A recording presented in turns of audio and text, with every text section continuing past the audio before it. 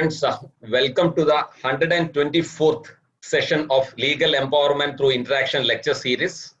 As always, the journey continues, new topics, wonderful speakers, and today also we'll have to thank one person, Justice Somayajulu sir, for getting this wonderful speaker for us, and Vijay, of course, for playing the pivotal role. Yesterday, in absentia, we did thank you, sir. Today, the topic is enforcement of foreign arbitration awards in India, a continuing challenge. It's a novel subject. We have dealt with arbitration and nuances of arbitration to a certain extent in the previous sessions, but not this aspect. Today, we have the Advocate General of Andhra Pradesh, Sriram sir. Welcome, sir. And we are privileged with the presence of Justice V. Ramkumar, Justice K. Ramashan sir, Justice Somayajulu sir, and all of you wonderful participants today. And as this being an informal platform, we don't want to waste time on any formalities. Directly over to you, Sriram sir. May please, all of your lordships who are still lordships. Not at all, never. Never. May please all of those who are likely to be future lordships before whom I may or may not appear. No. This has got nothing to do with that. And all just here for the sheer pleasure of listening to you. And all the senior counsel, fellow advocates, I thank Shyam Padman and the organizers of Let Hills 124 for having invited me to participate in one of these interactive sessions. I chose this subject because I make a lot of money out of this, and I did make a lot of money prior to my being the Advocate General, because one thing I don't get to make now is money. So this has been one of those issues which has been mostly judgment driven, and still we are not yet out in terms of clarity on what could be the jurisdiction of the enforcing court when it looks to imparting its imprimatur to a judgment or to a decree or to a determination of rights which have happened outside its local law jurisdiction. And since most of these expressions and most of these enunciations have been based on the statute law, as also a few judgments which have not been consistent and which is still work in the works, as I would say, what does hold out is the competitive spirit with which the Asian countries have tried to play out their role to be coveted as the suitable place for arbitrations. So towards that end, while Singapore and London have always been ahead of us, having regard to the robust infrastructure and also the early bird advantages that it had, being the jurisdictions that we are, all the time we are only catching up. And still a lot more catching up is to be done.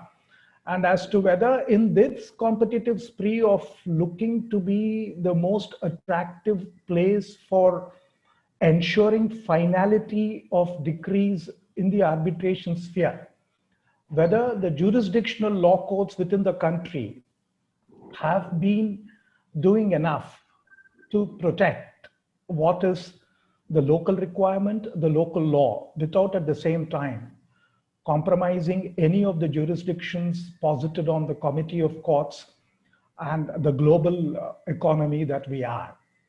Towards this end, we need to look at a few provisions of the Act also, and I was also instructed to speak a little on the domestic awards as well as the enforceability jurisdictions, considering the law is still not yet out of the woods, with the latest pronouncements also leaving a lot for the players, which include the litigants and the lawyers, to treat it as a paradise.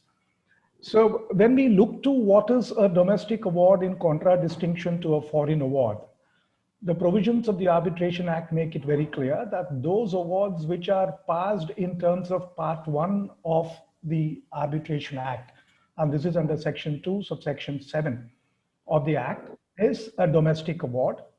And Section 44 of the Act makes it clear that all of those would be foreign awards or foreign decrees, which are a fruit of determination of disputes between parties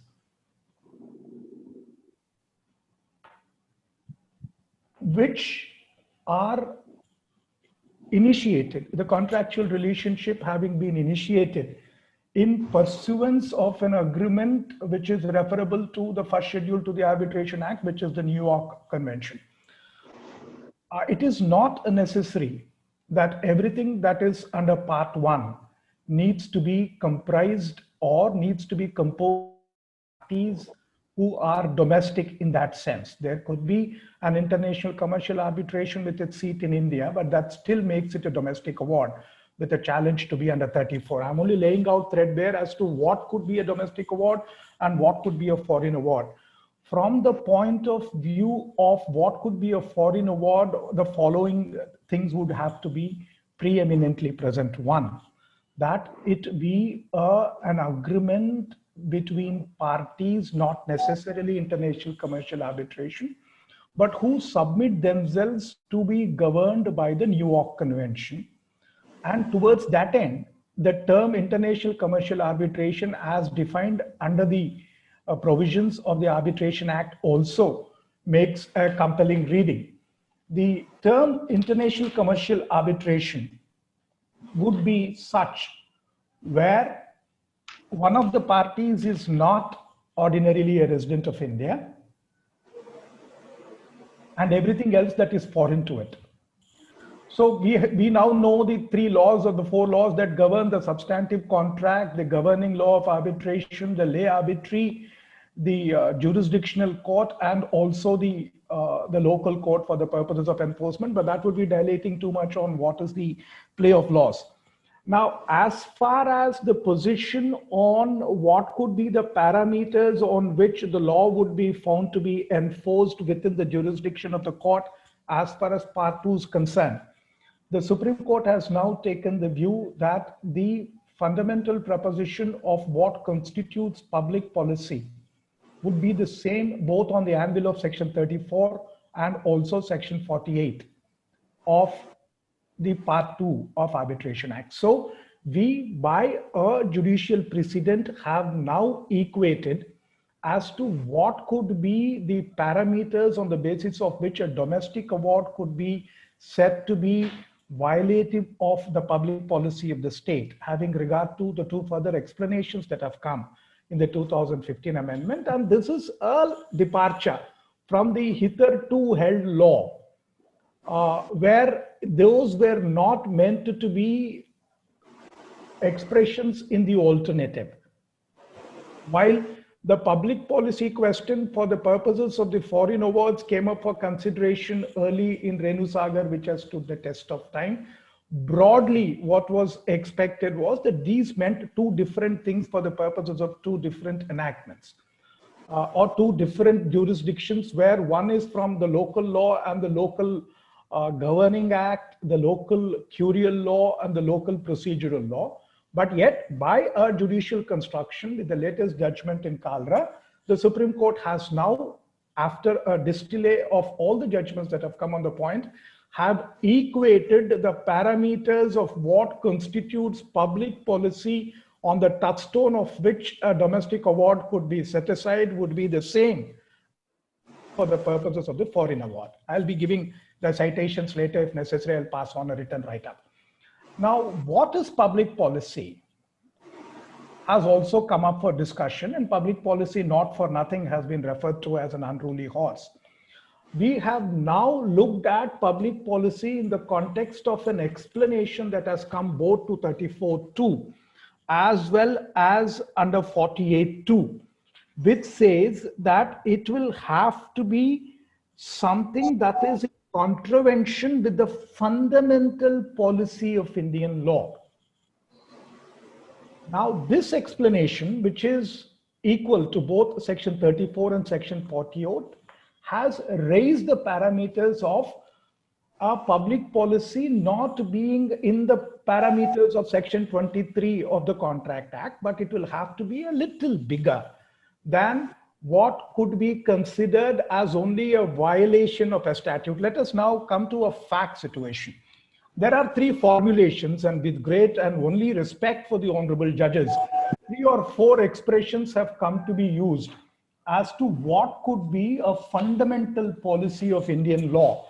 And I will only be reading this because I would be plagiarizing, apart from the fact that I would not be equally eloquent with the honorable judges who took a lot of care to write what they did. Delhi High Court, and I am referring to AR 2020 AC 1807, and I'll be making good my point that notwithstanding this ruling, we still have a lawyer's paradise in arbitration. Now, that which is in violation of fundamental policy of Indian law is not to be treated as one of those areas where, let us say, Indian Contract Act and the English Contract Act vary, or certain provisions of law of sale in England and law of sale in India don't match. But the touchstone is that it will have to refer to the principles and the legislative policy on which Indian statutes and laws are founded. The expression fundamental policy connotes the basic and substratal rationale, values, and principles which form the bedrock of laws in our country. Now, Keshavananda told us that when we construe the expression public policy, part 3 of the Constitution and part 4 of the Constitution, and come together and then attach a value-based annotation to what should otherwise the moral or the socially acceptable conduct of the citizens or the subjects or the contracting parties can be. Let us see a further nuance from Justice Rohinton in the same judgment. The fundamental policy of Indian law must amount to a breach of some legal principle or legislation which is so basic to Indian law that is not susceptible of being compromised. Fundamental policy refers to the core values of India's public policy as a nation, which may find expression not only in statutes, but also time-honored, hallowed principles which are followed by the courts. I have read it more than once. I have read it once again aloud. I have not been any the wiser. Now, difficult as it is to codify the grounds on which a particular award, which is again a judicial determination of rights inter partes on the basis of a voluntary contract that has been entered into by people. Let us check one basic example. English law and Singapore law now allows for profit funding. The litigation funding as a concept is now permitted under law. In England, when it was decriminalized, when champerty, another form of making profits out of litigation, was legalized, and Singapore is also trading fast. Now, that situation, there are two companies were in London in the course of arbitration, where a litigation funding firm, a legal firm itself, had gotten into a legal funding arrangement of a litigation on the part of the underdog, which was to face a multinational company of Indian origin. Allowed 1 plus 300% in terms of costs, which would form part of the costs to be granted by the arbitrator in the event of the underdog being successful. So while 1 million was what was required to be given to them, $400,000 would go to them as a bonus.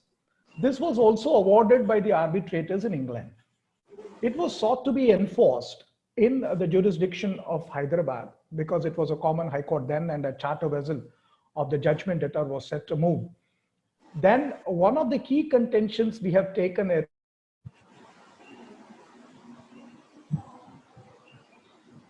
litigation funding. The rest of the country does look upon litigation funding and champerty jurisdiction. Bar Council has framed rules, judicial principles which indicate right from 1955 onwards. that champions are, at least on paper, as lawyers. So we contended that while for the purposes of English law, litigation funding and champati. So some issues with your connectivity, it seems. Yes, Mine? yes. Mine? Sir, Some some interruption. issues with your connectivity, interruption in your presentation.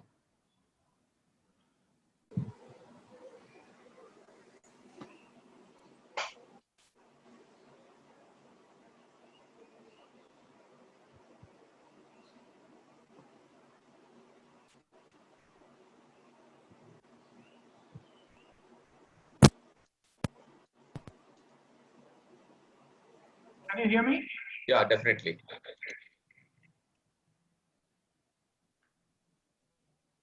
Can I continue? Definitely, Yes. sir. No, okay. Yes. So what was sought to be contended was that give and take what is likely to happen in permissive jurisdictions where this course of conduct and this course of taking the spoils home by the lawyers could be statutorily recognized in the state in which the situs of the contract had happened. It is not permissible to be awarded in the Indian jurisdiction. We did make some effort, but by the time we could get to the final hearing, the matter went away. So what is it that is a substratal rationale of our Indian laws, which form the bedrock of laws in our country? Now, there are areas where certain of those commercial content of transactions are not necessarily recognized as possible areas of commercial conduct in the country. So this elastic expression will require each of the litigants who want to oppose enforcement of a foreign decree to identify in each case if there is a fundamental policy ground, to find out as to what is the substratal rationale and values and principles which form the bedrock of laws in our country. Let us assume the preamble forms the bedrock of our constitution. Let us assume part 3 and parts of part 4 are bedrock of our constitution. But there are designed laws which allow certain parties in the commercial area to secure an advantage by reason of their position, not limited to the competition law aspect alone. Not, let us say, what are the core values? The core values of Indian legislative policy is equality. Let us say 15, 16, 17, and the whole body of laws 19 and 20. We are still not coming to 25. Gender equality, etc. But most of the awards and decrees which come under the processes of Section 44 or arbitration, if you take out the accepted matters, are mostly contractual. So if we have contractual disputes which more or less conform to the emerging doctrines of equality in contractual relationship, the bargaining power, there is no longer a concept of underdog, etc. What we are required to now go into from the point of view of what is substratal rational values and principles, in my view, is only a recoining of everything that was available to us to contend that this particular adjudication does not consist with the fundamental policy of Indian law. We can't only indicate a mere violation of a statute which is a companion statute dealing with the same subject matter in the local law. We will have to still prove that the local law which the foreign decree seeks to be repugnant to is a result of a continuation or effectuation of the basic Indianness of what we stand for. The core which forms the time-honored, hallowed principles and core values of Indian public policy. Now, an interesting question comes, and it had come up in the Delhi jurisdiction, as to whether if there is a foreign exchange value to a contract and if it incidentally violates the FEMA Act. The Delhi High Court said FEMA Act does not reflect the core value of Indian legislation on the subject matter, and therefore FEMA Act's violation alone cannot be taken as constituting a basis for the purposes of taking out an otherwise enforceability of a decree which seems to be correct in the situs in which the contract is emanated. That is one area which, according to me, except for coinage in a matter which has sustained from Renu Sagar and onwards, has not changed much. We have to do a lot more than just show a contrarian or a facial repugnance between the law of the local jurisdiction and the law of the foreign jurisdiction which govern the subject matter. If the law which, like whether Indian contracts and English contracts could also be altered orally. The law seems to be clear, both of them can do it orally. But there are certain restrictions which are capable of being enforced in the law, which governs the party's substantive rights. And if it were to be repugnant to our Indian law in respect of that sphere, in my view, it is no longer open to the objector to contend that there is dissimilarity in the law to the point of even repugnance if there can be a case, but we'll have to be proving a little more. And this is where the next two grounds also come in. We can object to enforcement of a decree on a question that it conflicts with the public policy, which means fundamental policy of Indian law, or basic notions of morality and justice. That is the other ground that is available both on the 34(2) and 48. This is where the judgments have now dovetailed all the three parameters. Fundamental policy of Indian law being such as to reflect the substratal core values of the laws that we stand for, which is inclusive of notions of justice and morality. So the fundamental policy of Indian law, notwithstanding the fact, could have been a standalone ground under 48(2) and or 34(2), is now seen to be comprehending into its fold the notions of justice or morality, which was otherwise a distinct ground. That is how the latest law of the judge of the Supreme Court looks to consider as to what could be taken as constituting the fundamental concepts of morality and justice. And towards that end, a few illustrations have been given in Renu Sagar and also in the 2019 judgment. If a party has asked for X amount and he has been granted X plus 300 without there being a claim for it, or without there being an enabling adjudication, therefore, though the enabling jurisdiction in the foreign court could have allowed such an adjudication, we in our country will not allow that kind of an adjudication to go on. This is still an evolving ground for the purposes of finding out as to in which case, which judge will find one award, foreign award, to be violative of basic notions of morality and justice as part of fundamental policy of Indian law. It's no longer available for us to contend, therefore, that the rate of interest that is now being granted is so punitive. Because if the interest rates under the Indian jurisdiction can't be punitive in a given situation, then it can't be a ground unless you bring it into the notion of justice and morality.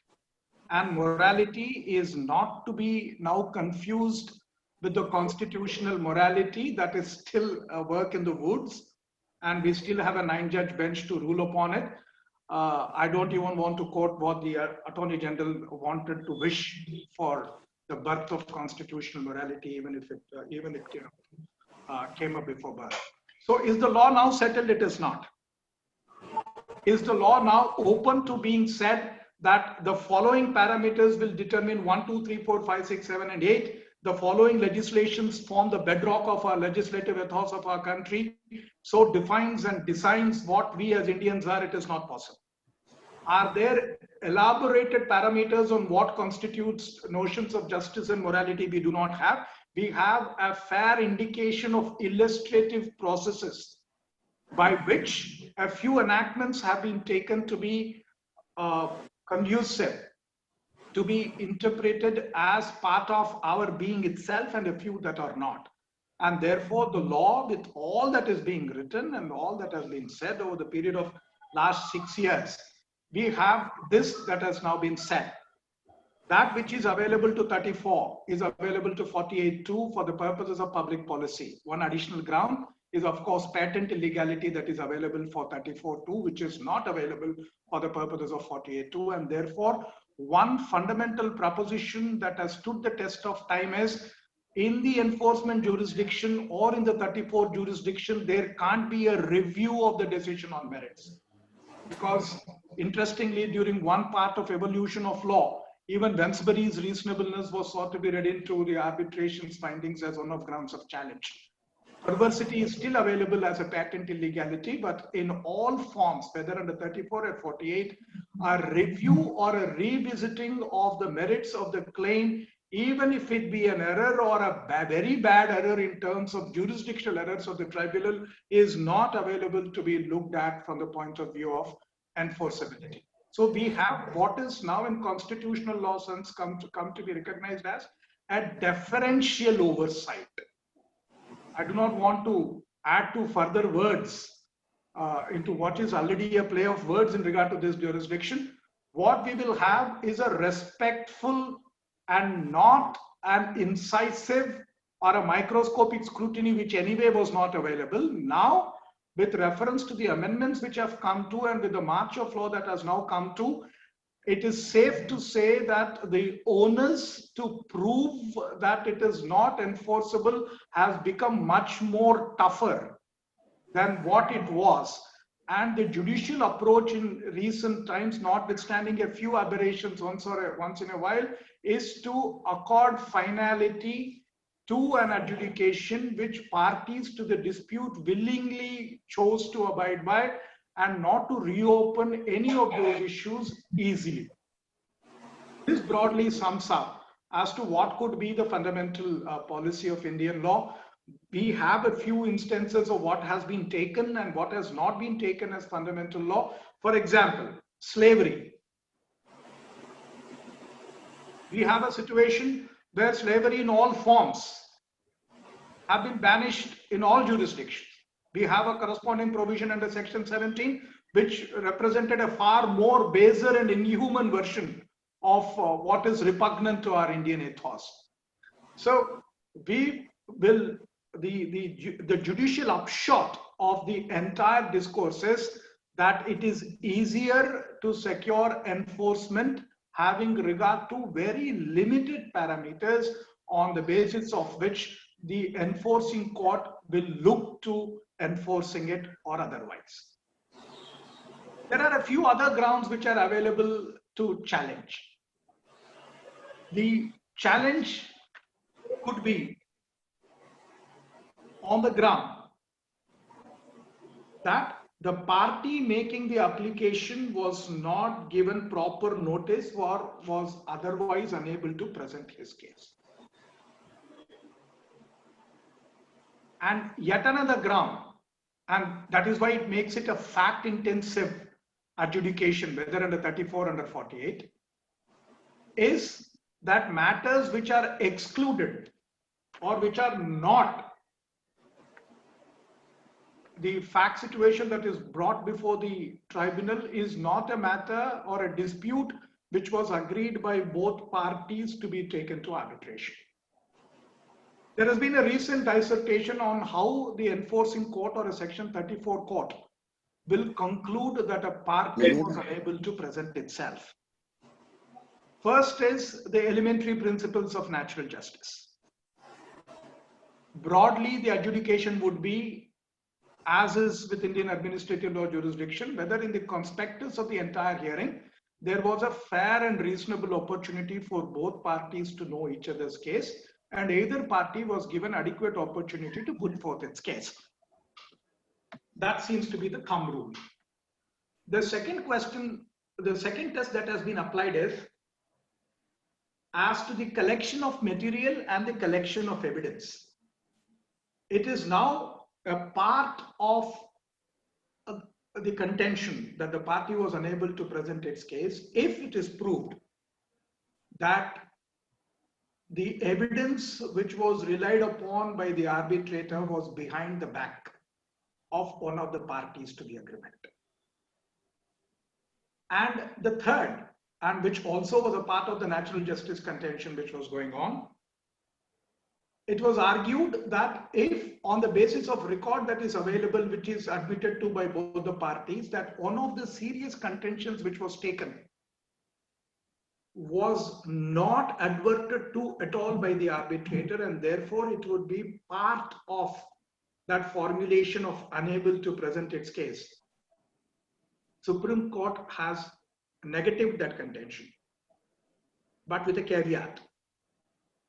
If the contention that has not been taken into account goes to the root of the matter, and that is the basis of a counterclaim, the competing contention of repudiatory breach by the other side, then on a finding that non-advertence to that contention renders the entire arbitration ineffective, that particular point could be considered as pointing to both parties not having been given a fair opportunity to represent itself. Now the third ground is the dispute which is not agreed by both the parties to be taken to arbitration but taken. The court again limits the jurisdiction with a narrow curve. If both parties to the dispute raise the said contention and the court, having dealt with the contention, found that the dispute was within what could be arbitrated upon, then 34(2)(4) could not be available. Even if there be a misconstruing of the terms of the dispute, even if there be an error in interpreting the availability of a dispute in the arbitrable range, which one of the parties was contending was accepted, one of the parties was saying it was not. Even then the court has said it would not be within the jurisdiction of the enforcing court to contend by taking another view that this was meant to be accepted but wrongly taken to be a part of the dispute, because that would be treated as a jurisdictional error which we deferentially bow down to. So the march of law in relation to what has gone on from 1937, when we have the initial arbitration, the Protocol Foreign Awards Act, then the 1961 Act in relation to the New York Convention, and then the 2015 amendment and the 2019 amendments. All of these point out to the following. Try and appear on behalf of a decree holder in an enforcement jurisdiction. That's a good place to be if you're a lawyer, if you have a choice. Second, hope for a complete and crystallized enumeration, which is easier said than done, on what could constitute the fundamental policy of Indian law. And three, hope and pray that your counterpart in the foreign jurisdiction has done his job well. And in the coming years, because we have a certain statistics where a few foreign jurisdictions do not, with the same curiosity and alacrity, enforce Indian awards as much as we seek to enforce them. This is a very disturbing statistic. While there are curated grounds of challenge under the English Arbitration Act, including under 69 and 68 and 66 of the English Arbitration Act. And there are errors which are not correctable errors, and there are errors which are correctable. Still, as we are in the evolving stage of what could be the jurisdictional parameters for anyone to challenge the enforceability of an award, we would very safely conclude that the law is still to be crystallized for an arbitration lawyer to find out in a fact situation what could be in violation of the fundamental policy of Indian law and what could not be. And that is the reason why we have had 6 or 7 judgments between 2013 to 19, and all of which have had to grapple with this issue. The earliest treatise was the conflict of laws principle will have to look at from the local point of view that which is so repugnant and abhorrent to the local law. Now, we are talking of a law of systems of law where private international law and the conflict of laws principle have always, even in the matrimonial disputes area, have now given place to a summary jurisdiction or a substantive jurisdiction depending on the errors which have been pointed out. And Section 13 of CPC Act does not seem to any longer throw any light in relation to what could be a fundamental policy of Indian law for the purposes of Section 44 and 48 of the arbitration. So what's a safe course? If an objector needs to even have a fighting ground of an audience to lay a prima facie case on the grounds on which it could be possibly objected to, and I have been majorly an objector, and this is how I have approached each one of those fact situations. Look at the system of laws which govern the psyche of the foreign state. See whether the subject matter of contract is one of those areas which only regulate business without impacting the soul or the moral fabric of that country.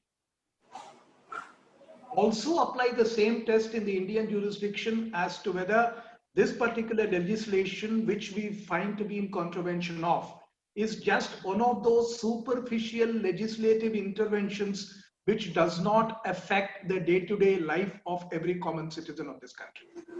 Because substratal core values are also based on the largest good of the largest number. And if we comply with that test, and this is the most difficult test to comply with, let's also look to the case law which have declared a few provisions of legislations, a few provisions of terms of contract as unjust. And unjust as opposed to now the most coined phrase of being manifestly arbitrary in the constitutional law realm. It has to be unjust because it militates against what is right and what is wrong in the Indian ethos. If it were so,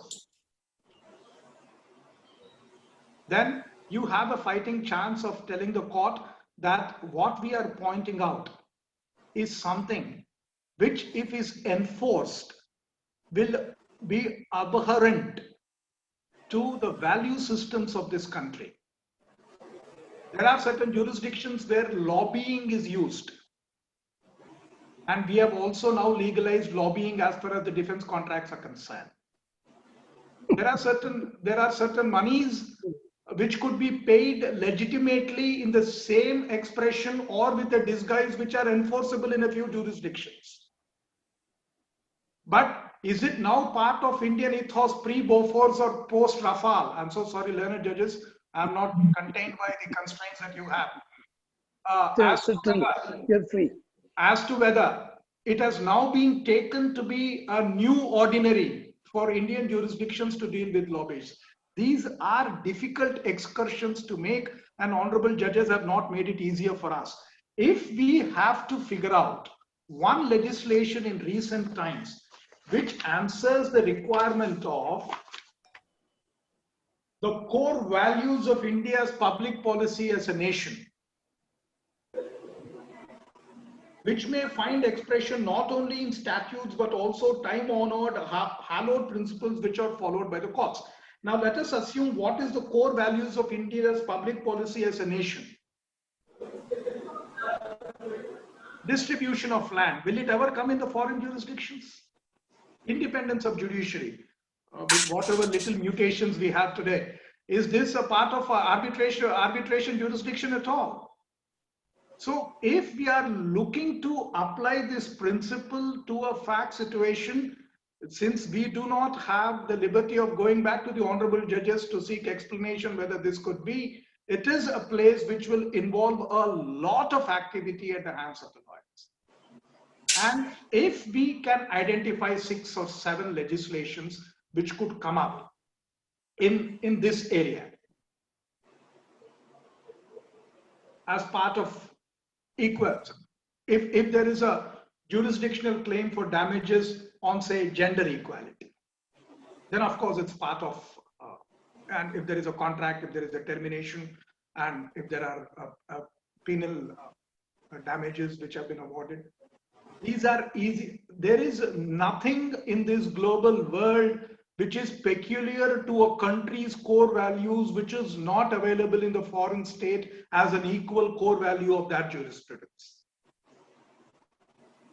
So what is not permitted in India, more or less to the 95% in third world democratic countries is not permissible. I am not including Iran, Iraq, Malaysia, etc. into these jurisdictions, or North African countries into this jurisdiction. So has the evolution of law made it easier for arbitration lawyers? No, it has not. So in each application that would be coming up for any of these parameters, the following will not be corrected by the court. Jurisdictional errors, assessment of evidence, the plausible interpretation out of the many that is possible in a given contract, the assessment of the conduct of the parties during litigation,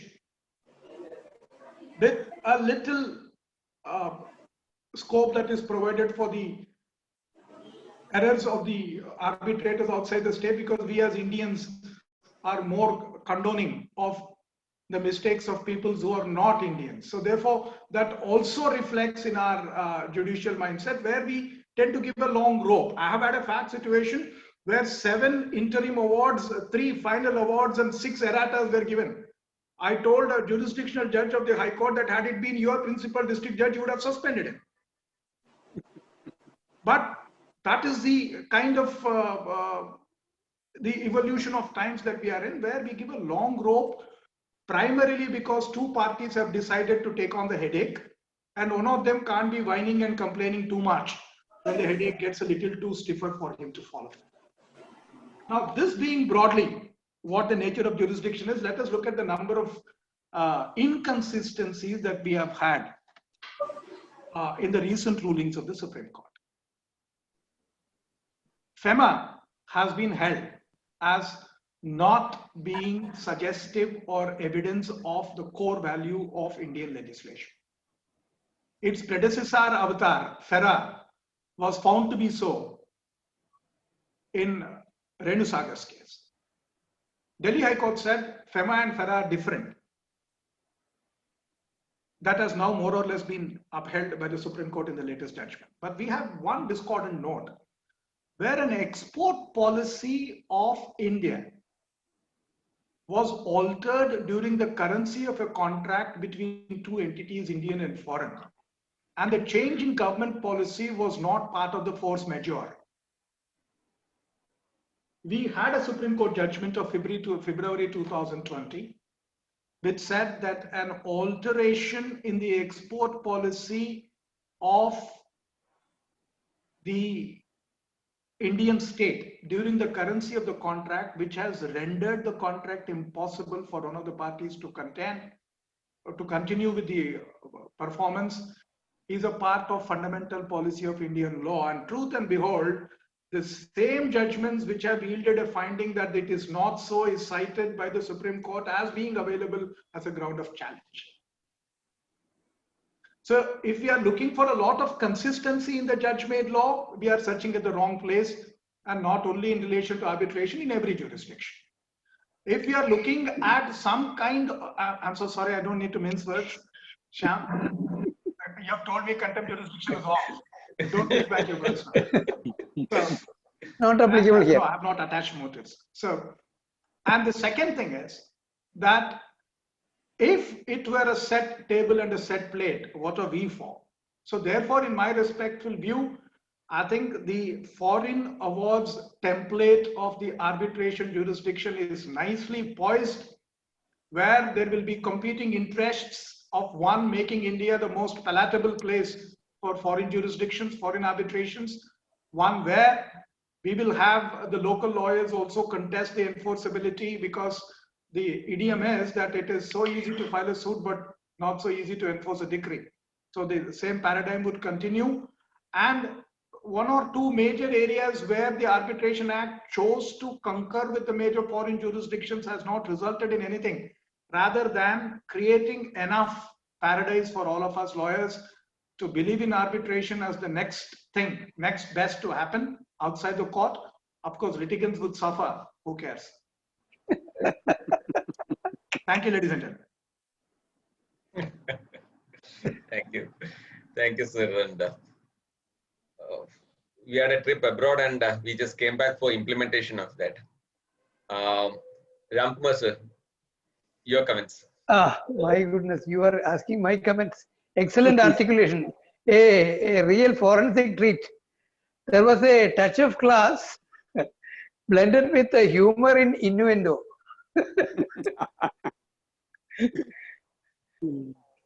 All that I know about arbitration is that after my retirement, I did one arbitration case. That was my first and last arbitration case. And the award was passed on, I think, on 27/12/2016, yet to be executed. Shyam knows better. We was appearing, it appears. Sir, they are challenged at a 34 and it's pending and it's not being taken. And there is interesting thing. We all had a situation where 2015 came up with a certain savings and a transitory clause which said what would happen to arbitration proceedings initiated, and also in relation thereto, we had a ruling which said that an automatic stay principle would perhaps only apply to so far as has already been concluded. If there are proceedings pending under Section 34 jurisdiction as on that date, still there could be an application made for stay, and it would not automatically amount to stay. Absolutely. No stay, automatic stay. And then the Law Commission was looking at amending it, because it is the Supreme Court, after following what it was in Thyssen in 1999, came to say that 36 and 34 are prospective in nature, but 36 being more a rule of procedure in execution jurisdiction, automatic stay won't apply, even if it were proceedings concluded prior to 2015. If 34 proceedings have been launched, therefore there can't be an automatic stay. There was an indication that Law Commission was going to amend it, and Justice Nariman went ahead and wrote so much in the judgment advising the Law Commission not to, including Sri Krishna Commission. But then the Sri Krishna Commission went ahead and did what it wanted to do, because it wanted to save the automatic stay in relation to those matters which were prior to 2015 and not in court, because that seemed to be the legislative intention. And it was promptly struck down as manifestly arbitrary in Indian Aluminium case. So while the judges don't agree with the fact that that was a case of a validation of a statute, but would do it on the ground that it is manifestly arbitrary, because you can't allow arbitrations not to conclude early, which is why you have come up with the Arbitration Act. So there is quite some debate that is going on, and we have the latest judgment of Justice Indu Malhotra that says that you can only refuse enforcement, you can't even set aside.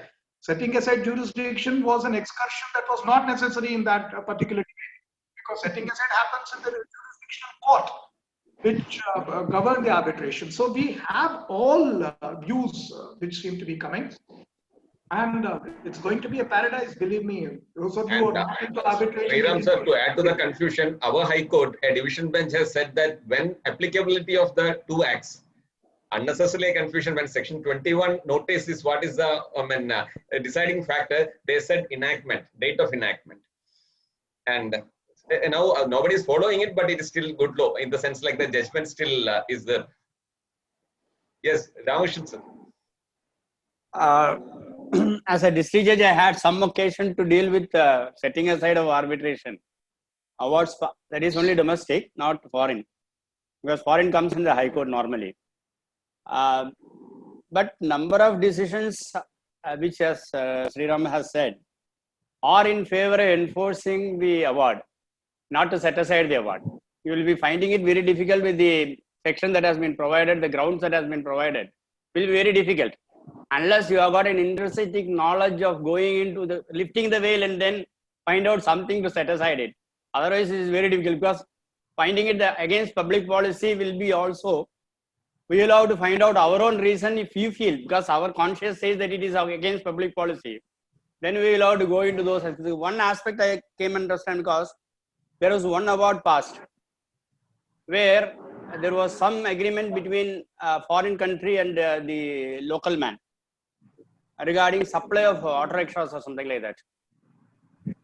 There was some dispute. The minister intervened, the industrial minister intervened, and some settlement was arrived at between the parties. On that basis, certain things were also, I can say that it has been accepted and they are acted upon also. Thereafter, some portion of which, when the award was passed, when some dispute arose, when it goes for the arbitration, a High Court judge was the arbitrator. He said that compromise will not be applicable. That is unconscious, and so it is not binding on the parties. Unfortunately, it took me a lot. I will have to find out reason, because the whole difficulty was what was stated was I was a foreign man. I was not able to understand what was discussed at the time when the terms of agreements were, the compromise was entered into, and all those things. Unfortunately, a lawyer was representing him, a senior lawyer of the bar representing him. His wife was interpreting everything to him. All those things have come on evidence. Then I will have to interfere with the award and saying that once you are accepting that a part of the award can be executed and part of the award cannot be, then I said it is unconscious. Because if you rely on the compromise, you will have to rely on whole. You cannot rely on which is beneficial to you and which is not. And then I set aside the award. But ultimately it went to the High Court. The High Court also confirmed my my finding that that is not binding, that is not correct. So this is a way, because the whole difficulty is, as Sriram has said, a lot of decisions from ONGC and always everything goes on saying that elaborate discussions are there, and ultimately we will not find what is the reason on which you can set aside it. There is a way in which judgment goes. And that lack of clarity is not limited to arbitration jurisdiction alone. No, I'm not telling that. Yes. Because a lot of cases, the sale, all those things, Steel India, everywhere the arbitration question comes. Automatically they will say, once you with open eyes you have entered an agreement, how can you say that it is not valid when it goes against you? So you will have to suffer by it. That is the attitude appears to be the courts while doing it. As you rightly said, you become a good lawyer when you appear in execution court, because getting a decree is very easy. You will not raise so much, you cannot come across any substantial questions when you are arguing a case for the purpose of getting a decree. But when you put it to execution, even in the other cases, not about your arbitration, even the general case also, you will find out under section 47, 97, order rule 97, etc. You will get a lot of questions which would not have been raised, which would not have been arise and decided in the main case. Probably it may go into the root of the decree itself. Ultimately, they may get it not set aside, not enforceable, made it not enforceable sometimes. So that is the way in which, rightly, aptly said, you will become a good lawyer when you are entering into execution cases. Very good presentation, and finding it very difficult as to what will be the law and what are all the grounds under which the arbitration award, both domestic as well as the even adding of these two new, because I know occasion for me to go into that and also to consider about it. Partially I have gone through it. That's all. Some amendment has come in 2015. There also I think there is no clarity regarding as to what will be the public policy. It is always left to the whims and fancies of interpretation of the judges. and coming with some decisions somewhere. It may give what you call a clarity on the subject, or sometimes it may give a confusion on the subject also. Justice Ramakrishnan, Yes. when you say judges, it is enough. Whims and fancies follow. Sometimes. But I do not know whether it will be taken as a contempt sometimes. No. I'm just waiting for Justice Somayajulu to come back at me now. No. He is my neighbor. Yes, Somayajulu sir. With all this Because the rigmarole, you call it. question of stare decisis has now given a gobe now. It appears. Some judges are allergic to citations. No, except their own. In my case, it is I no estoppel. I'll tell you what happened. In one of the courts, I'm not taking the judge's name because he's now a prolific practitioner in Supreme Court. When you go and cite his judgment, he will say, very bad advocacy, you thought you will bind me. And if you don't, he'll say, what kind of a lawyer are you? You can't even find my own judgment. So the only thing you can do is not appear in his court at all. And Justice Ramakrishnan sir, it is said that plight of an Indian litigant starts once he gets a judgment in his favor. Only start when he gets a decree. Headache starts when you will put in execution. More than a century ago, Privy Council said. But the problem, sir, is that maybe the Supreme Court and judiciary and maybe the advocates are appreciating that, but not the legislature, in the sense like just see the amendment in the Consumer Protection Act. Now, for executing a consumer judgment, you call it an award or an order, is again 21 is important. The execution proceedings of CPC is imported to the Consumer Protection Act. Now we'll see that consumer actions will be over within the time frame, but execution will take, I think, years. Not only that, I don't think that even the Arbitration Act has come only to make the things easier and invite foreign investors here, because the Indian courts, disposal of Indian cases before the Indian courts are very one time consuming and sometimes expensive also. But I find that arbitration is more expensive than the ordinary litigation.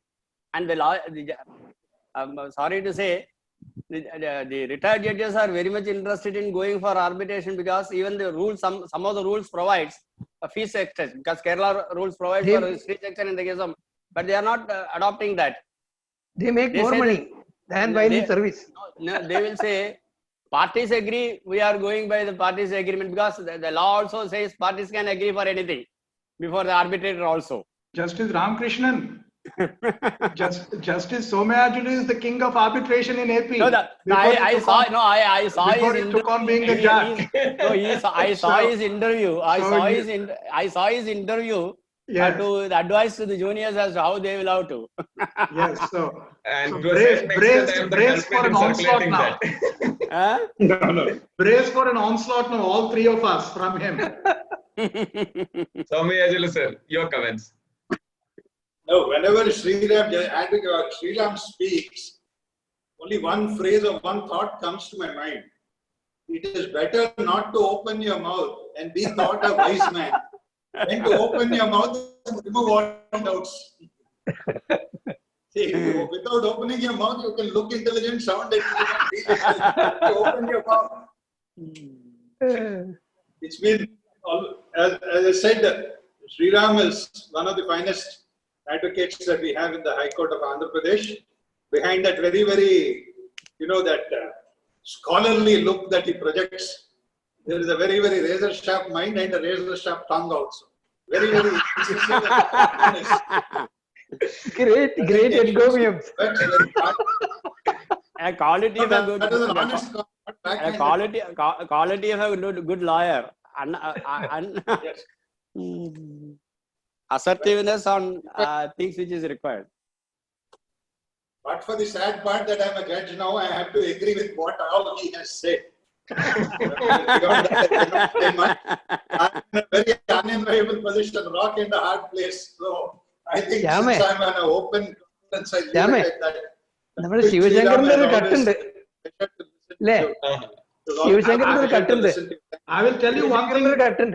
I will tell you one thing about Justice Somayajulu. He is not the only one from his family that I have worked with. I have worked with his father, the legend himself, and I have worked with his cousin, Mr. D.V. Sitaram Murthy. And it's only the freedom and the nurturing that these people have given me that have allowed my tongue to get sharper with time without being cut off. So we know the accomplices.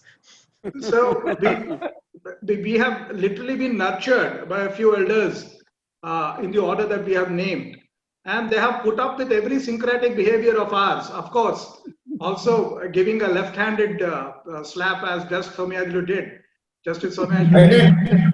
So, no, it's been courtesy, the kind of nurturing that we have been lucky to receive from elders in the profession that we have been able to stand up, be encountered. And it is his prompting to be a part of this that got me into this.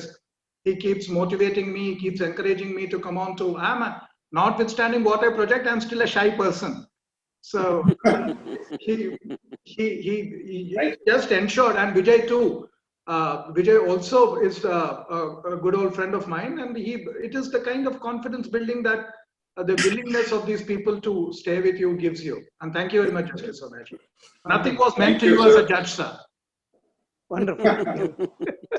And as usual, we expect Somayajulu sir to initiate the question for and on our behalf so that we can take you and follow. Hey, Shyam, നമ്മുടെ ശിവശങ്കറിന്റെ ഒരു കട്ടുണ്ട് കേട്ടോ പുള്ളിയുടെ പ്രൊഫൈലിൽ. Absolutely. Now you got another encomium coming up. Good or bad, we don't know. No, coming from Ramkumar sir, it only be good. Certainly not bad.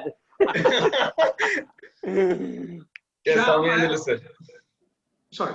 No, I have no further questions. I have to agree. As I said earlier, I'm on an. Sriram sir, we'll move to Vijay first and then we'll move to others. Yeah, Vijay. It was a beautiful lecture, Sriram. Thank you. I didn't have much idea about these foreign awards and enforcement. But the judge whom you are referring to as the person who talks, you are referring to in your lecture, I guess it is VVS Rao. Don't do this. Don't do this. Let the inventor remain as it is. VVS Rao, I think he's a chivalrous chap. So it was a wonderful lecture, Sriram. Thorough, thank you. And end of the day, it is as open as it started. And no one is complaining. I mean, it started. Truth be told, Vijay, I was just reading the last of the judgments. I know it's still an evolving thing and it requires a little more finesse and little more curating over a period of time. It's a difficult job to enumerate as to what could constitute. But even then, at its best, it could only be illustrative and not exhaustive. But I think it's time, in continuance of your quest to be the most sought after destination for international arbitrations, the certainty of law. The certainty of law can't be the words in which the grounds of intervention have been pointed out. You will have to have instances, and while it is trite, as with American jurisdictions, that you can't have a tailor-made enumeration of instances, but we need to have a rational substratum of core values of Indian bedrock of legislation. Oh my God. What does this translate to in terms of which enactments? What does this translate to as to which part of contractual demeanor? So these are difficulties, and it's right that these are difficulties, and we'll have to get through it. And judges are trying their best to give some kind of an expression to the legislated language. And therefore, after looking at what they have held, if you look to the fact situation, they would go incisively into the fact situation to say this is not open to us because of our holding there. So they are giving a factual context also. They have a tough job. Let's face it. Sriram sir, in law nothing is certain but the expenses. So as we move forward, we have Nawaz Jan with a question. He has raised the hand. Please unmute and put your question. Hello, good evening, sir. Thank you very much for such a wonderful session on arbitration. You have taken us all through the dark corners of arbitration rather. So my question is, many a time, the arbitral award becomes rather arbitrary in nature, resulting in a miscarriage of justice. I can illustrate this point by citing an example of a company registered under Indian Companies Act 1956 or 2013, whatever it is, and located in a different state, having branches throughout the country. And they are engaged in advancing loans to people who want to buy commercial vehicles also. Now what happens when this poor man makes default in payment? He is not even getting a notice, but after 2 or 3 default, one fine morning, he gets an arbitral award saying that the matter has been subjected to arbitration without notifying to this person, depriving him the opportunity of contesting the case.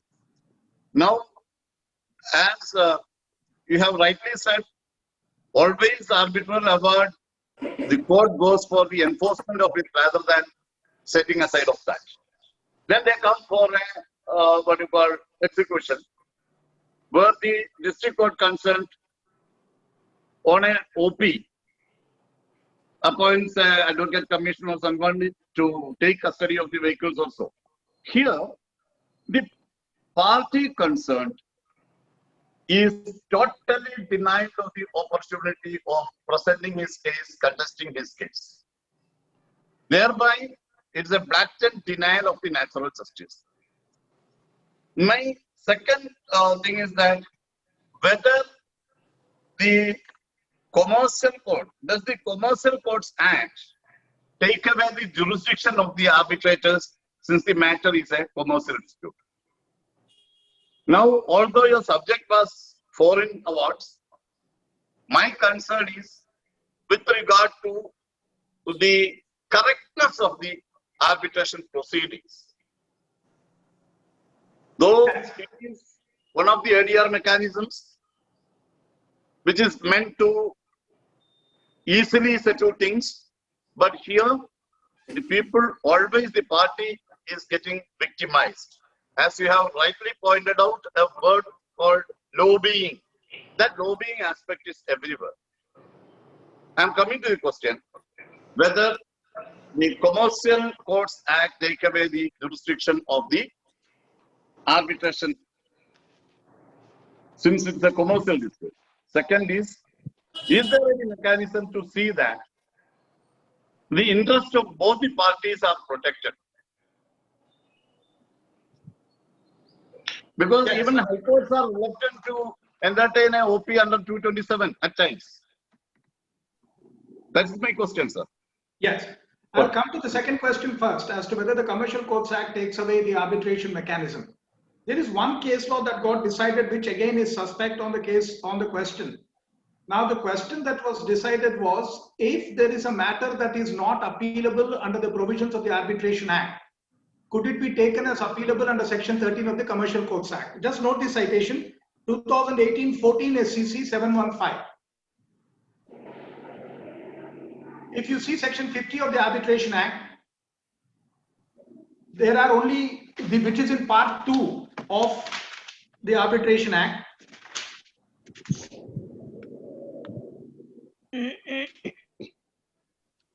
There are only 2 or 3 orders.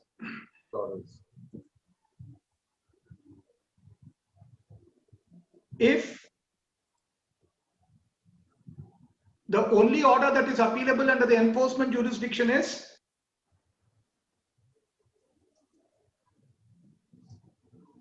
the appeal is against refusal to enforce. Supposing in an integrated proceeding between 47, 48 and 49, the enforcing court admits it to be enforceable and takes up the execution proceeding, there is no appeal provision under 50. Since the dispute which is under arbitration also forms part of the commercial dispute under the Commercial Codes Act, the question was, since an order admitting the enforcement petition is an interlocutory order, can an appeal lie under Section 13? Kandla case 2018-14 SCC says Arbitration Act is a complete mechanism in itself. Commercial Courts Act is only a procedural provision, and therefore in regard to matters governed by the Arbitration Act, it is only the Arbitration Act that is a complete answer to all the questions that might come in. One more question arose in which we argued in the High Court. Under Section 13 of the Commercial Courts Act, the limitation for preferring an appeal is 60 days. But for the purposes of Section 37 of the Arbitration Act, which is a first appeal, the time limitation is 90 days. What happens to an award which is a result of a commercial dispute, but under the process of arbitration? I will quote both Section 13 and Section 37 also. Is my limitation 90 days or is my limitation 60 days? This is answered by paragraph 27 of this judgment, which is again a contradiction. The court notices the fact that Commercial Courts Act and a separate division in the High Court and the subordinate judiciary is necessary for early resolution of the commercial disputes, yet allows the Arbitration Act to be a special act, which means I'll go not to a commercial appellate court. My arbitration 34 application goes to a commercial court because it's of a value in excess of 1 crore of the specified value. Yet when it comes for an appeal, it will be arbitration CMA and not commercial court appeal. Can you look at the contradiction? The law is still developing. Clear. The law is still developing. It has gone to the commercial court because of the Commercial Courts Act, which means it's not a right to procedure. My hearing is going before the commercial court, which is part of a substantive right. Which is my next appellate court? Will have to be the commercial appellate court in the High Court. Right. But it won't go there as a commercial court appeal. It will go as arbitration CMA with a 90-day delay. These are a few irritants which will have to be resolved over a period of time. I think a clear structure is you will not get a right to appeal which is not there in the Arbitration Act.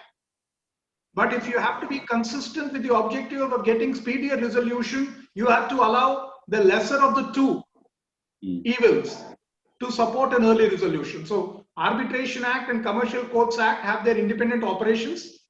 Arbitration Act overrides the Commercial Courts Act as far as the issues of procedure are concerned. 1. 2, in the fact situation that you have indicated, where there are 3 notices and without an opportunity to defend an award is passed. It's a clear case under 34(2)(3), where a person is unable to present his case.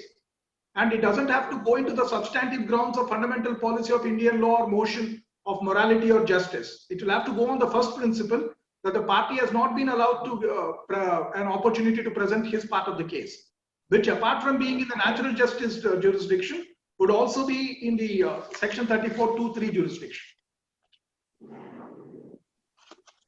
No, all those things arise only when he files an appeal. Right. Suppose in the execution court, after the time is over, because all these people will be waiting for that the enforcement time will be over and then appeal period is over and then only they will come for execution. Sir, as far as 34(2) is concerned, even in the execution jurisdiction, Justice Somyajulu garu. Yeah. Sir, in an execution of a domestic award. Sir, can you hear me? In an execution of a domestic award, yes, I can still set up a plea of nullity. Yeah, 47 is something that's open to you under CPC. That has not been taken. Procedural part has not been taken away. So that will happen. That I award or a decree, the nullity is still open under 47 CPC. So now I have a little work. If I'm permitted, I'll go. Yeah, right, sir. Thank you, sir.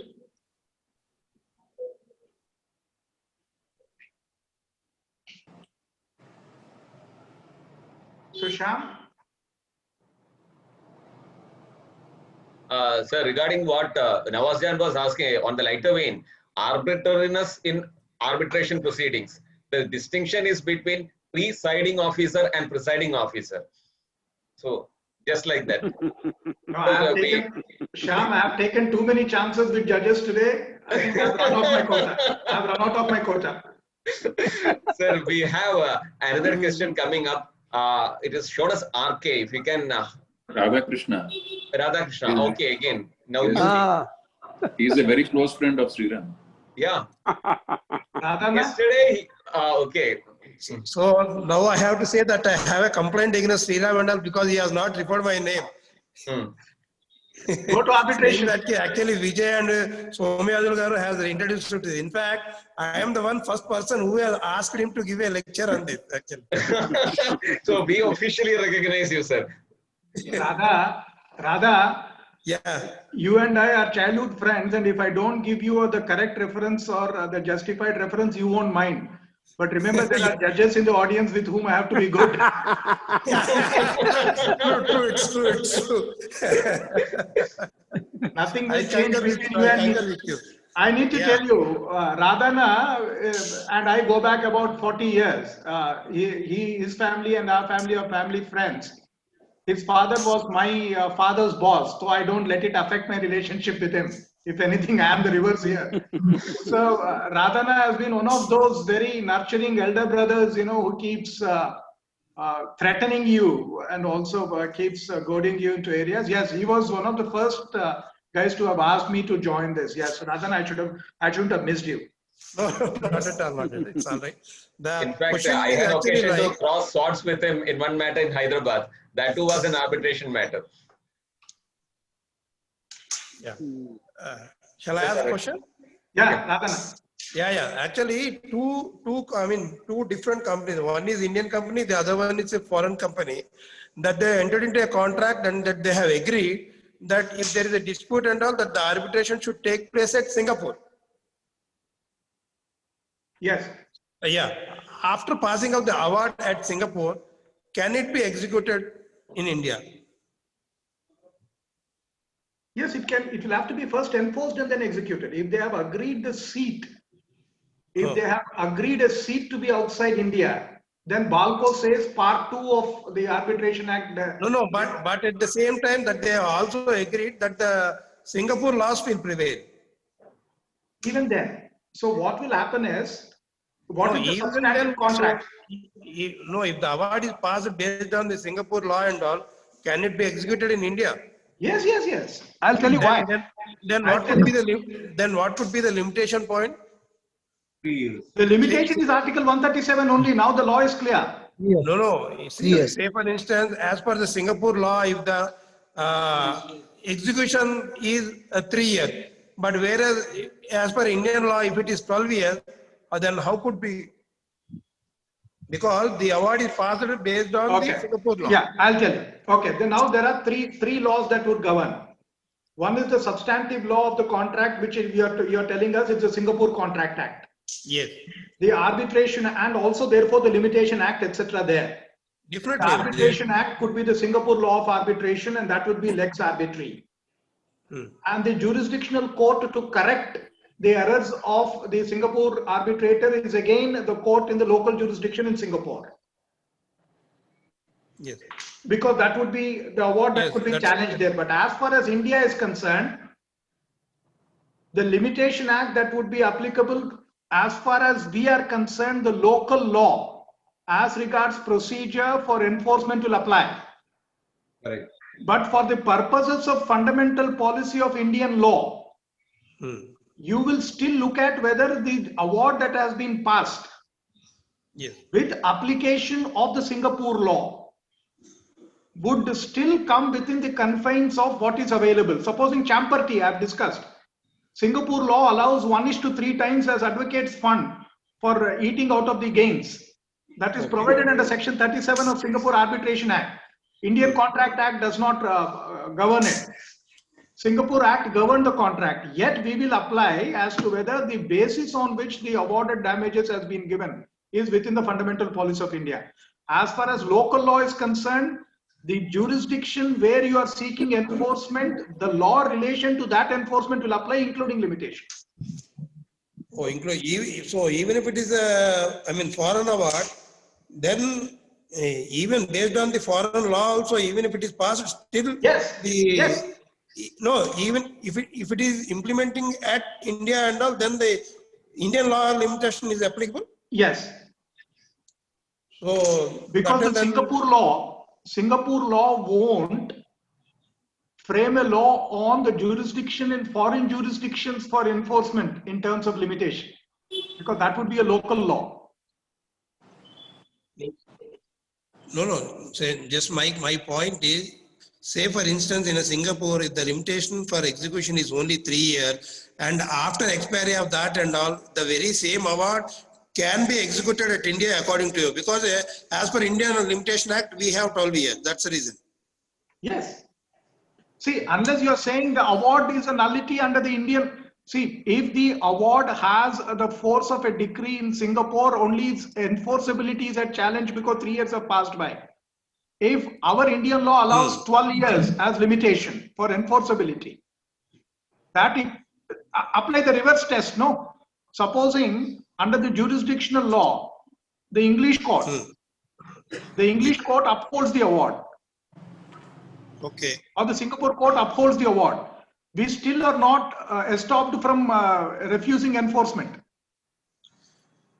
No, enforcement I'm talking about only so far as limitation is concerned. After expiry of that, period, still can it be enforced in a different country? Because Yes, different country means because here there are 2 countries. So one is Singapore, the other one is India. That's the reason I'm asking, because when the law of limitation is differ from one country to another country, that time which one will prevail? That's what I'm asking. That's the law in which the enforcement is sought. Correct. The country in which the enforcement is sought. Correct. So that's why it means it is nothing but enhancing the limitation, like, because if there is a difference, then it is nothing but enhancing the limitation, isn't it? So if I am supposed to, if I want to execute at Singapore and all, once it is barred by limitation and all, then I can execute in India, because that will be within the time limit. Okay, you have given one ground, whether it is impossible of execution. Supposing in the place where the decree is passed, there are no assets at all. Both parties have agreed Singapore because it has good weather. Yes. There are no assets to go against at all. Assets are only in India. Then is it voidable there? So I think it's the Indian law. I'll come back to you, but I remember that it is only the law loci, as they say, law local. Law of local, so far as execution is concerned, but see, that is so far as jurisdiction is concerned, that there are not only this judgment, other judgments are there. But so far as limitation is concerned, I have not come across any judgment. That's the reason I have asked. Okay. It's a local law. Thank you, Radha. Okay. Thank you very much. We welcome Dr. N.V. Badrinath, who was a faculty in the last session. Welcome, sir. Thank you. We have advocate. Yes, Badrinath, sir. No, I'm just greeting Sri Ram Garu, Namaskaram, and many others, Justice Ram Kumar, Justice Ramakrishnan, many others, Mr. Vijay. Good afternoon. Thank you, sir. Thank you. We have Advocate Dr. Milind Haralkar with a question. Please, sir, go ahead. I have a query that basically the award is passed in India. The sit was in Pune, and then the company, it's a foreign commercial award, rather international commercial award, wherein the company against whom the award is passed is based in Kenya. Now they played a game and filed a criminal complaint against the directors of the company who got the award. Now how to execute it? Because these directors are now frightened of going to Kenya. They think that they may be arrested at any time once they go there. So how to execute it? That's a very big problem. Is the criminal case on a conduct relatable to the process by which arbitration award was secured? Not arbitration procedure was secured, but they say that the agreement is executed under the fraud. Yeah, but then that you the can't contract anyway is execute executed by exercising a fraud. Correct, but then that would be one of the grounds under which enforcement can be refused even under 48. Correct. Yeah, but now they have challenged here under no, it is there in Kenya. The award is in Kenya. Now it is to be executed in Kenya. The award is passed. No, award is in India. Award is in India. Pune. India. Yeah. Award is in India. And are you saying there are law courts in Kenya? That's why we are worried that now already a criminal case is filed against us. Better don't. So we are worried to go there and get it executed. No wonder Kenya produces so many marathon Now the runners. point is that if suppose they file. Now the point is that if suppose they file. You should be otherwise worried to go they to file Kenya, the application. even if there is no criminal case against you for executing it. That is the situation. So the point is again, my query is again, if under section 34 they file application, can I ask the court that since they do not have any assets, so they should be directed to deposit the money of arbitral award? How is, see, if it is an international commercial arbitration with an award that is placed in India, it is a domestic award. So therefore, you can only execute it here. And if they don't have any assets here, then it is very unlikely that they will submit themselves to the jurisdiction of the Pune court. No, they have already filed the application, but now since it's an international commercial award, we objected to it, saying that it is the High Court which shall have the jurisdiction under section 34. Why? Because if it is an award passed in Indian jurisdiction, it is still a domestic award. The domestic one. No, but still it is an international commercial award. No, that might But be it's an international be there, commercial but award. essentially it's a domestic award. It is an international commercial arbitration, No, but but an award under part 1. Correct. Yeah, 100% sure, 100% correct.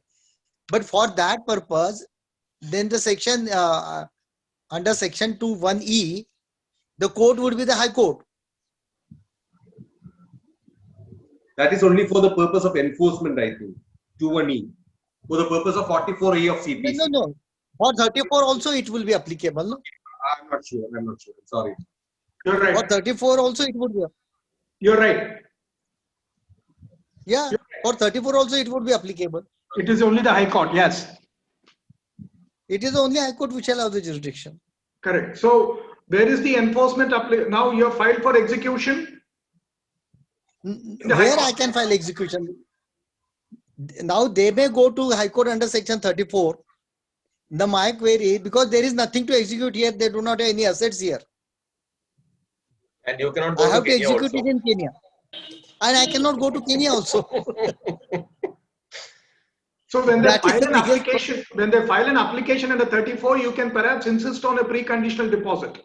36 or something. Yeah, would be exactly. Now that is the only remedy which can have. Yeah, And but now if they don't, now my is there video again the conference question available would in be Kenya?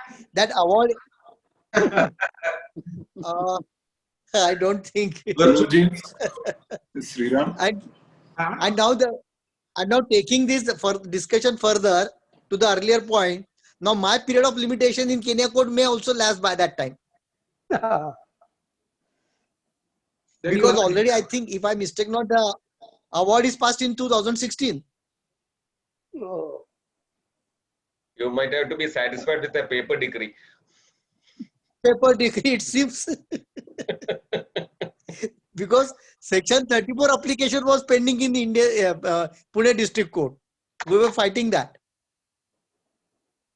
But then you could still have see, one of the areas of discretion for the enforcement court is, if there is a challenge pending in the jurisdictional court, then they don't enforce it. That's an unwritten rule. Yeah. So Kenya wouldn't have even entertained your enforcement petition because there was a challenge pending to it in the Indian jurisdiction. That was a challenge. No, Anna, even I think that even under 36 or the execution provision, it appears if it is not challenged, it is become final.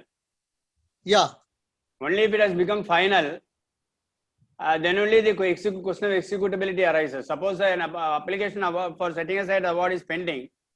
I don't think the execution court here will not entertain it. They will say that we will wait till the execution of the pending award setting aside proceedings will be over. But now with the amendment, which is to section 36, we still Correct. execute it because there is no automatic stay now. Correct. You're right. So therefore, There is no automatic stay now. yes. No, I think there is one provision there. There is no stay or not stay. If you read section 36, it gives an indication that it must become final. It becomes final only if it is not challenged. No, sir, 36. No, but then the amendment to section 36 will be OSHA's then. No, you're right, Dr. Milan. So, yeah, in order that you make an application for enforcement, all that you have to do wait for is N+90, within which it can be challenged. And after that, you'll have to wait for the elapse of 90 days, which is the period within which you can file a section 34. Is that? Yeah, okay, got it. Right. Thank you. And then it becomes Thank you, enforceable. and But thank you for. But I would suggest that you make an application to Kenyan Supreme Court to allow for video conference so that you can get your money. And you'll also be safe. Nowadays, that is a good alternative. Better don't throw good money after bad. Yeah.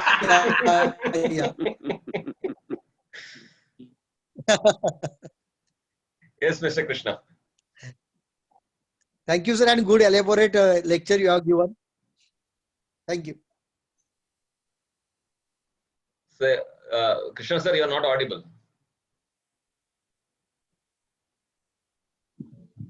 You have unmuted yourself, but something wrong with the system. We can't hear you. Okay, sir. Now I think okay, we heard. Sir, good evening, sir. Sriram, sir. I'm Mohan Krishna Pendekandila. I know. How are you, sir? Sir, fine, sir. Fine, sir.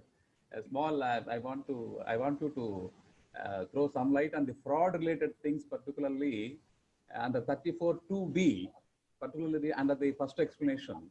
I think there is a strict verdict in by the Supreme Court. Kindly throw some light on that, sir. See, we have to basically, we have come across fraud as a ground to repudiate an arbitration agreement. One judgment of the Supreme Court says that it will have to be of such a threshold which criminal law implications. In case you have to plead fraud for the purposes of reneging on an arbitration agreement, the threshold set is too high. Fraud being of a quasi-criminal nature, our own Bhujangarao judgment, quasi-criminal nature, it will have to be of such a high order, ex facie, that in order to repudiate. In order that we get to a fraud in relation to a court process, it is now clear as to what is fraud to be played on the court. There are not many instances of where an arbitration award has been set aside on the ground of fraud. Parties to the agreement have been allowed to slip out of the agreement on account of fraud. But I have not, subject to further verification, I would think that the fraud attached to a process of any judicial verdict will have to be the degree of evidence and proof to be indicated if it has to be brought about in the nature of fraud. Fraud not in the regular connotational sense that we use, but a fraud of a higher nature where there is an intention to secure unlawful gain without a lawful process. I mean, I've just preempted another judgment on this perhaps. So I think it has got to be of such a nature which is not a hanky-panky fraud. It has to be ex facie so judicially discernible that it begs for being struck down on the ground of fraud is what I think. I'll come back to you. I think I'll have to just research on it a little more. Thank you, sir. We have KVJ Rao, sir, with his hands, sir. Yeah, please. On a lighter note, you were talking of Africa. Arbitration doesn't work anywhere. In the late 80s, we had an aircraft that was stuck in Lagos because one of their people were caught smuggling drugs into India, highly placed. So to harass us, they arrested our crew in Lagos for 11 days. And only the head of governments at the NAM meeting, thanks to the late Rajiv Gandhi, he impressed on them, okay, look, we cannot have this. They in fact blocked the aircraft with fire engines so that we couldn't even attempt a rescue operation into Lagos. So arbitration, I mean, getting anything legally done in these countries is very difficult. In fact, when we go to Kenya, we used to go to Kenya, Lagos. We stopped Lagos after that incident. Kenya also we were warned. Dar es Salaam, we are escorted by police gunmen from the airport to the hotel. We can't leave the hotel. Even to go out shopping, we have gunmen escorting us. So arbitration, as you're saying, in a foreign country, especially these countries, is going to be very difficult. If it was not for late Rajiv Gandhi in the NAM meeting, in fact, one of the in-flight supervisors literally lost his mental stability. He was in jail for 11 days and the food there is atrocious. Imagine what they could have eaten. You know, so sometimes arbitration is it's very easy to say we have a decree, but to get it enforced or to work on it, it becomes very difficult with these people. Just informative, nothing beyond that. See, like I said, aviation, these things don't come out. I mean, very rarely it comes out in the papers, but 11 days, and the gentleman unfortunately was from Kerala. He later on lost his mental balance. He had to leave Air India and go. So flying high is not that easy. No, it is not. Grass is always greener on the other side, Justice Ramkumar. So it is, you know, that's why I attend these sessions so that I can educate you what happens on the aviation side.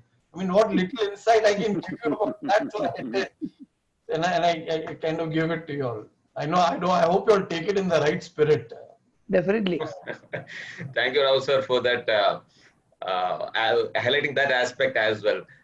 Now, Prem, over to you. Well, Sriram sir, it was a wonderful class, wonderful talk.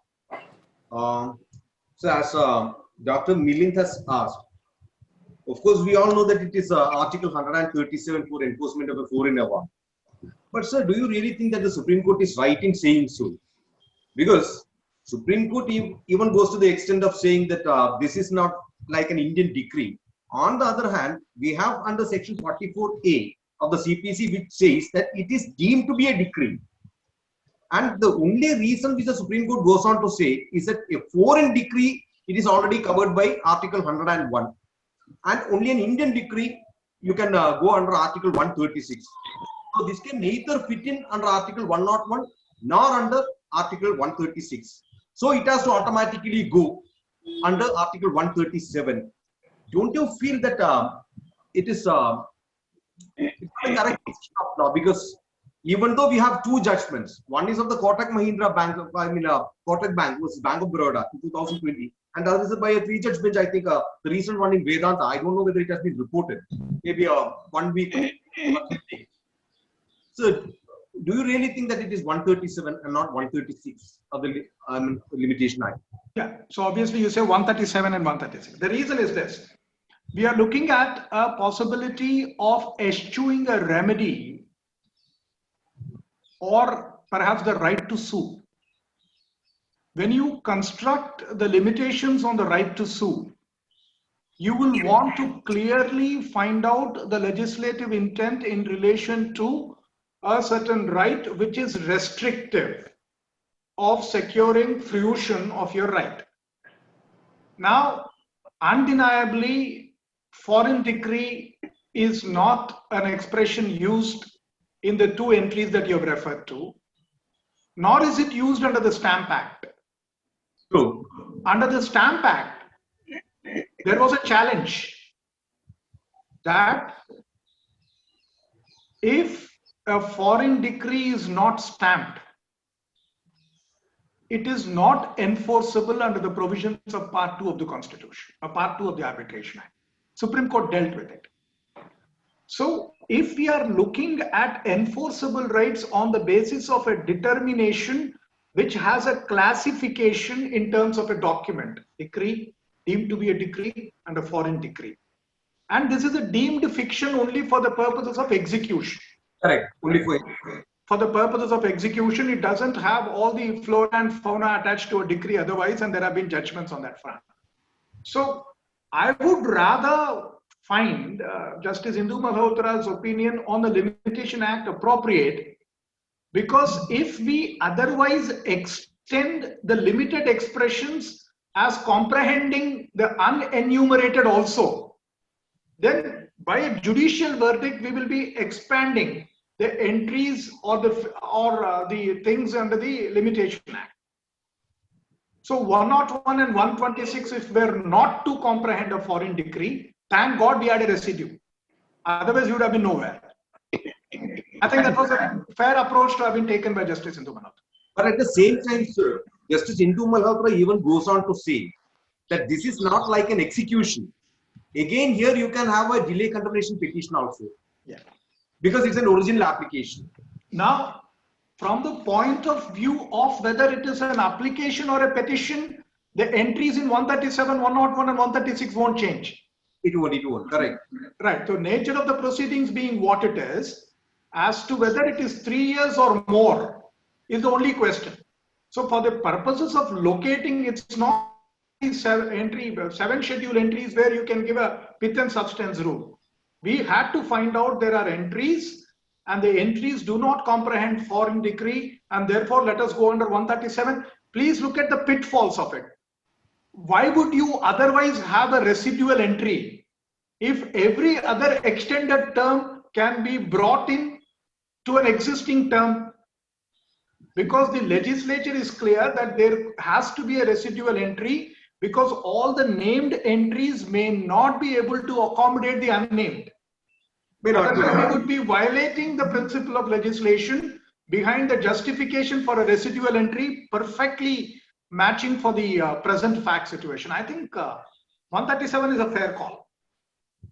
And sir, whether by applying the doctrine of alter ego, whether an international arbitral tribunal has a jurisdiction to pass an award against a non-signatory, even though we have on one side we have section 44, which says who are all the persons. You have section 48 of the Arbitration Act, both with follow under that part 2. Whether an arbitral tribunal has a jurisdiction to pass an award against a non-signatory or a non-party to that agreement.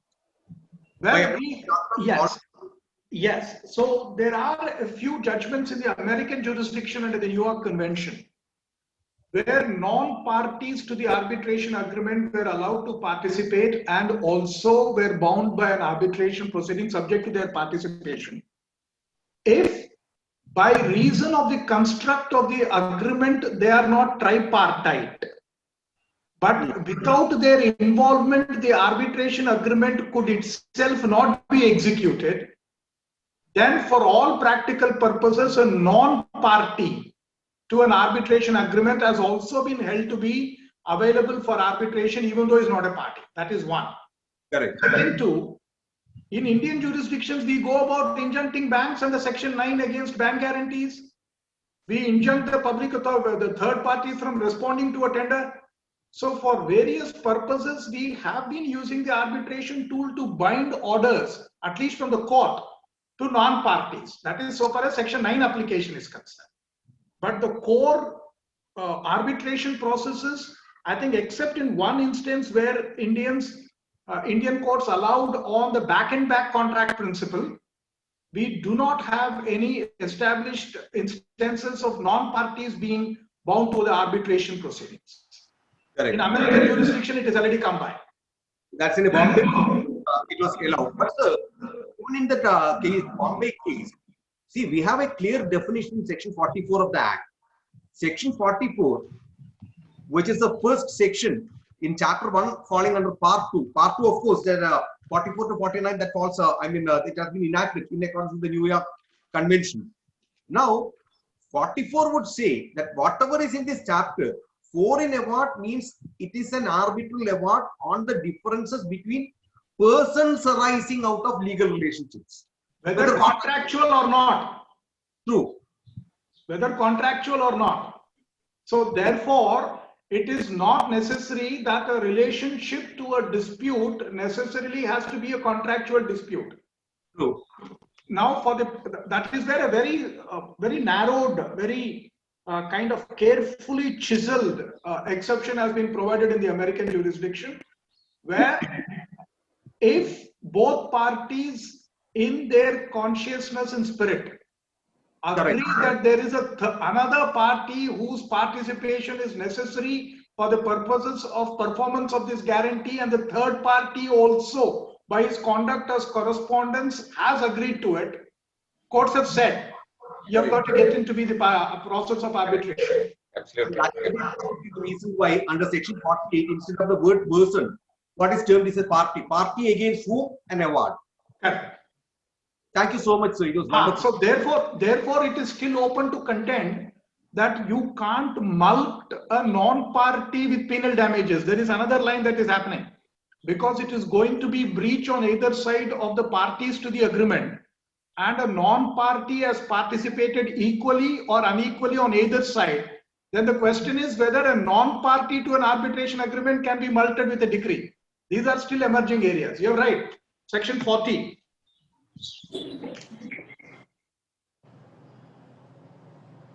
Right. Sir, that brings us to the end of the 124th session.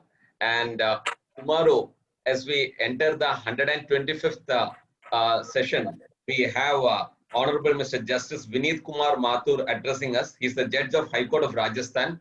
The topic is bail or jail, a pragmatic approach in present day scenario.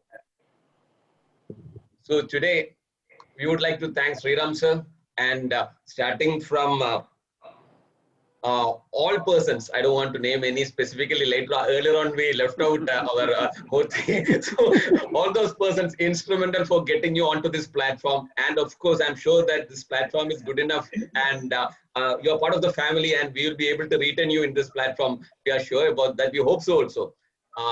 Thank you very much, Sriram sir, for that wonderful exposition of law, the way, the simple way of presenting it, and of course, the way of presenting it, sir. It was simply great. And thank you, Ramkumar sir, this is Ramakrishnan sir, and of course, Soumyajulu sir, and Dr. N.B. Badrinath sir for being part of this platform even today. So, till we meet again tomorrow. Yes, sir. Sriram sir. I thank you all really for being such a nice suffering guest list, for having put up with whatever I've said and managing to have a few kind words at the end of it all. I miss you all, guys, and I wish to be a part of this again. I've learned a few behavioral etiquette today to be nice to the guest, irrespective of his failings. I had malice towards one and all with my sharp tongue, and I hope I have hurt everyone equally. And I won't be falling foul of the requirement of fundamental policy of Indian law when it comes to offending everyone equally. I've enjoyed being with you all, Shyam Padman, honorable judges, senior counsel, professors and faculty. I look forward to being with you time and again in order to learn a lot more about Kerala and laws. Thank you very much. Sriram sir. Thank you, thank you, thank you. Sir, this being the 124th session, we have developed herd immunity also. So, so thank you very much, sir. Thank you. Thank you very much. Sriram, you can think about another topic on some other day after a month or so. Yes. I think Yes. because it was a very interesting. Right. Oh, so Shyam was referring to this immunity, is it? Yes, yes. So we are ready for you again. I look to something on administrative law, which is my home run. Wow, wonderful. No, it is always Wonderful, better. wonderful. No, it is always better to go for something which is not, what do you call, your conventional laws that is being taught for lawyers and this thing. It is always better to go for new areas where lawyers will not have much what was expertise or even guidance sometimes. Guidance. Ramakrishnan sir, we are very bad at administering ourselves. Let us have administrative law. Yes, In fact, I was thinking, that is what I am telling also. Subject to some guidance, Vijay, I was thinking of trying to give expression to what is now an important ground to unconstitutionalize an enactment, and that is manifest arbitrariness.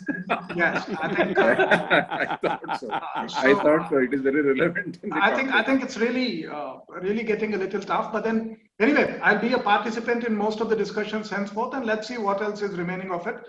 And hope you all have enough long life to suffer me again. Definitely, sir. We are just living for Definitely, definitely. Thank you.